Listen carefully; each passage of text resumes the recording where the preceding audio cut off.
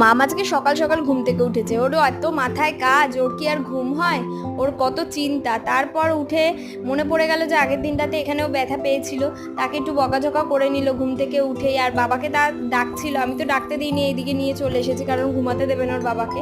আর মাঝখানে অনেকটা সময় পেরিয়ে যাওয়ার পর, এটা স্নানের আগে, ও এসে দেখে যে উপরে এসে দেখে যে মা এখানে বিছানার চাদর পেতেছে। সে তো ওঠার জন্য একেবারে জান প্রাণ দিয়ে চেষ্টা করছে। তারপর দেখলো যে বেডসাইড টেবিলের পাল্লাটা খোলা, একেবারে তড়িঘড়ি করে গেল পাল্লাটা আটকাতে। মার কি আর সবকিছু মনে থাকে? মেয়েরই সব মনে থাকে।